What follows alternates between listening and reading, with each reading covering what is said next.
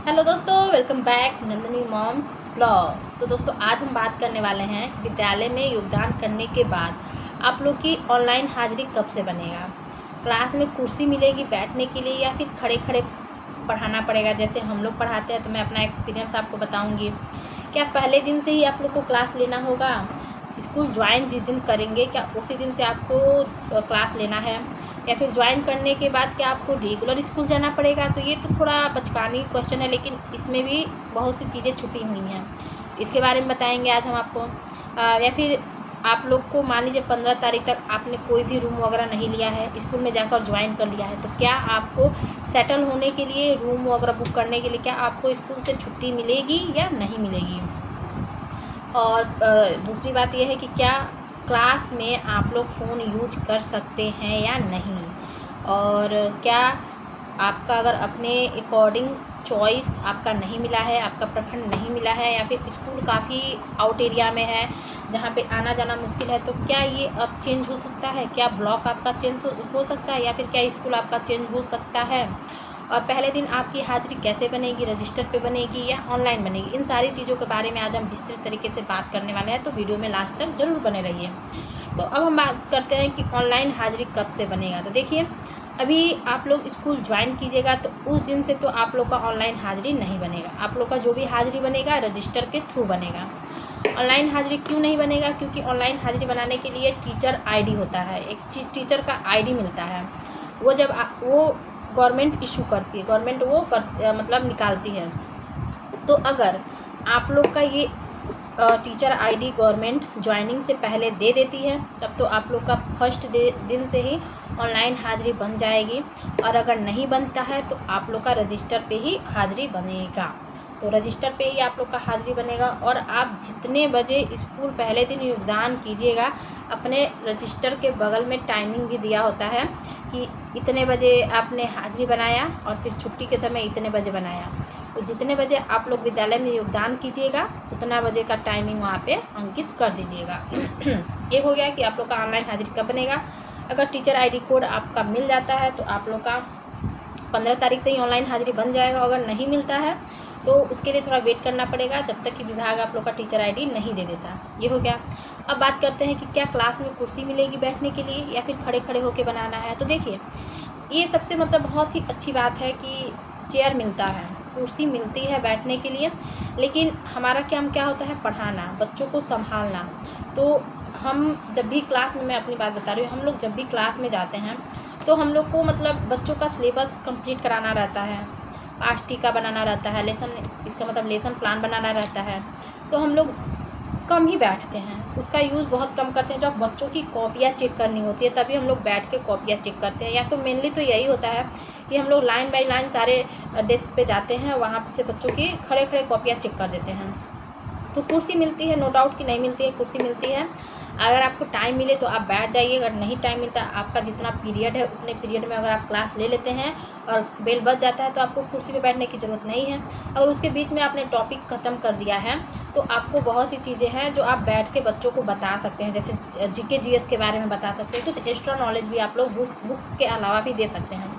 तो चेयर मिलता है, खड़े होकर भी आप पढ़ा सकते हैं, बैठ के भी पढ़ा सकते हैं, ये आपके ऊपर डिपेंड करता है कि आप कैसे पढ़ाते हैं। तो चेयर मिलेगा। अब बात करते हैं कि क्या पहले दिन स्कूल ज्वाइन करते हैं अगर हम, तो क्या हमें क्लास लेना है या फिर नहीं लेना है। तो देखिए, अगर आप सुबह में जाके स्कूल ज्वाइन कर लेते हैं तो आप क्लास लीजिए, ये और अच्छी बात है कि आप जाके क्लास लीजिए, क्योंकि आप बच्चे आपसे को पहचानेंगे। आप पहले दिन जाइए, अपने बारे में बच्चों को बताइए कि मेरा नाम ये है, मैं इस क्लास के लिए सेलेक्ट हूँ, मैं आपको ये पढ़ाऊँगा और मैं यहाँ से आया हूँ, अभी वर्तमान में मैं यहाँ पे हूँ। तो ये अपने बारे में बच्चों को बताना रहता है।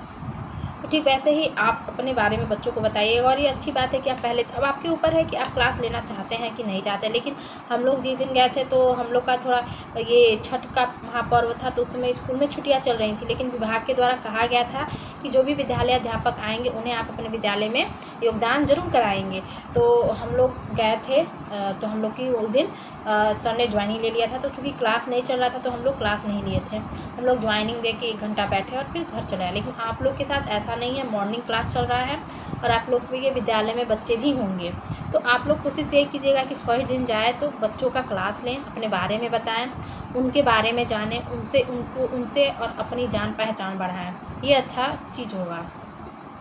अब हम बात करते हैं कि ज्वाइन करने के बाद क्या रेगुलर स्कूल जाना होगा। तो जी हाँ दोस्तों, जिस दिन से आप अपने विद्यालय में सिग्नेचर कर देते हैं, रजिस्टर पे साइन बना लेते हैं, उसी दिन से आपको विद्यालय में रेगुलर जाना है।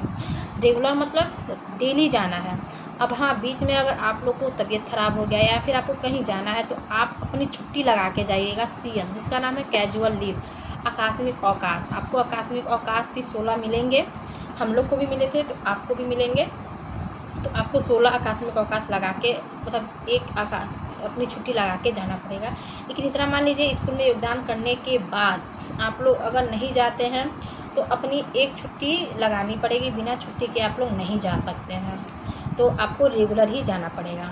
अब हम बात करते हैं सेटल होने के लिए कुछ दिन का समय मिलेगा या नहीं। तो देखिए, ये आपका पर्सनल दिक्कत है। इसके लिए स्कूल आपको किसी भी प्रकार का कोई रिवायत नहीं देगी। अगर आप लोग को रूम लेना है या फिर कुछ लेना है तो आप क्लास कीजिए। जब छुट्टी होता है उसके बाद आप अपना रूम वगैरह देखिए। तब तक आप किसी होटल में रुक सकते हैं, ये आप कर सकते हैं। या फिर पदस्थापना पत्र आपको पता चल ही चुका है कि 15 मई से आप लोग को विद्यालय में योगदान कराया जा चुका है। तो आप लोग उसके पहले अपना रूम देख लीजिए या फिर किसी होटल में ठहर जाइए। लेकिन आप लोग को अगर ये लगेगा कि विद्यालय में योगदान करने के बाद हमें 1-2 दिन की मोहलत मिलेगी कि जाइए आप लोग अपना रूम देखिए, अच्छे से सेटल हो जाइए, उसके बाद आके पढ़ाइए, तो ऐसा कुछ नहीं होने वाला है। एक बार योगदान देने के बाद आपको डेली स्कूल जाना पड़ेगा। और जो भी ये आपका पर्सनल काम है ये आप अपने छुट्टी लेके कीजिएगा या फिर आप स्कूल में योगदान करने से पहले कर लीजिए या फिर छुट्टी के बाद आप लोग कीजिए। ये आपका अपना पर्सनल मैटर है, इसमें विभाग आपकी कोई मदद नहीं कर सकती है। ये हो गया।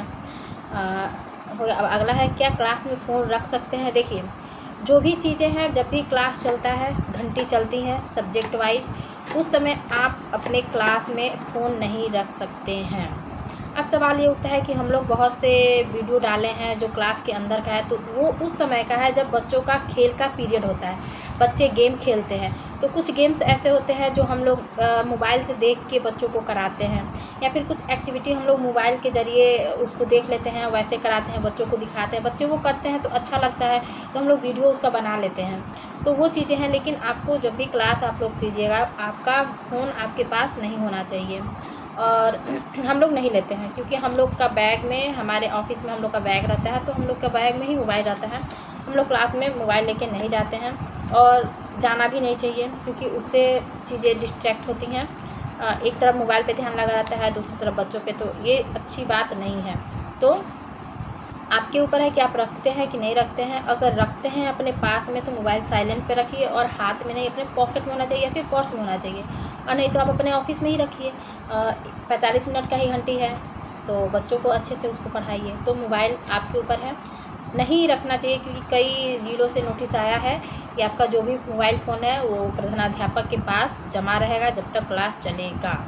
तो ये हो गई कि फ़ोन रख सकते हैं कि नहीं रख सकते, इसका मैंने आपको बता दिया। हम लोग बस मोबाइल तभी यूज़ करते हैं जब बच्चों को गेम खिलाना होता है, कुछ एक्टिविटीज़ करानी होती है, बहुत जब बच्चे ज़िद करते हैं तब हम लोग ये सारी चीज़ें करते हैं। अब बात करते हैं कि अगर मान लीजिए आपका जो भी विद्यालय आवंटित हुआ है वो ऐसी जगह है जहाँ पे आना जाना मुश्किल है, या फिर आपकी पसंद का कोई भी तीनों ब्लॉक नहीं मिला है, तो क्या वो चेंज हो सकता है। तो देखिए, वो अब चेंज नहीं होगा। अब वो तभी चेंज होगा जब आप लोग का ट्रांसफ़र होगा, और ट्रांसफ़र इतना जल्दी होगा नहीं, क्योंकि BPSC TRE 1 TRE 2 विशिष्ट शिक्षक, इन सब का अभी आप देख ही रहे हैं कि 6 महीने से ट्रांसफ़र लटका हुआ है। धीरे धीरे प्रोसेस आगे बढ़ रहा है। जब तक हमारा नहीं फाइनल हो जाता तब तक आपका ट्रांसफ़र होगा नहीं, और जब तक होगा नहीं तब तक आप लोग का ये चीज़ें चेंज होगी नहीं। तो आपको जो भी विद्यालय, जो भी ब्लॉक मिला है, अब उसी में आप लोग को रहना है, ये मेंटली आप लोग समझ लीजिए। तो यही था कि चीज़ें हैं, ऐसे ही हैं, वो चेंज नहीं हो सकता है। और हाँ, अगर आपको किसी भी प्रकार की कोई दिक्कत है आपके विद्यालय की तरफ से, तो आप अपने जिला से संबंधित डीओ ऑफिस में लेटर लिखकर उस समस्या से अवगत करा सकते हैं। तो उस पर तत्काल प्रभाव से कोई ना कोई एक्शन लिया जाएगा, क्योंकि माननीय सर एस सिद्धार्थ सर ने अपने इंटरव्यू में कहा है, शनिवार की जो भी प्रोग्राम सर का आता है उसमें उन्होंने बताया हुआ है, तो उस पर आपका एक्शन लिया जाएगा। तो आई होप कि आपको ये बात समझ में आई कि हमें क्या करना है, क्या नहीं करना है, ऑनलाइन हाजिरी कब से बनेगा, क्लास में कुर्सी मिलेगी कि नहीं मिलेगी, मिलेगी ही क्या, पहले दिन क्लास ले सकते हैं तो ले सकते हैं, सेटल होने के लिए समय मिलेगा, अतिरिक्त नहीं मिलेगा, ज्वाइन करने के बाद रेगुलर जाना है तो जी हाँ, आप लोग को रेगुलर ही जाना है। क्या क्लास में फ़ोन रख सकते हैं, ये आपके ऊपर डिपेंड करता है कि रखते हैं कि नहीं। अगर रखते हैं तो उसको यूज नहीं करना है, तो इससे अच्छा है कि आप लोग ऑफिस में ही अपने मोबाइल को रख कर आएँ। और क्या स्कूल या ब्लॉक चेंज हो सकता है, तो फिलहाल तो नहीं चेंज हो सकता। तो बस आज की वीडियो में इतना ही। तब तक के लिए बाय। आई होप कि आपको ये जानकारी अच्छी लगी हो। अगर अच्छी लगी हो तो like, subscribe and share. Bye.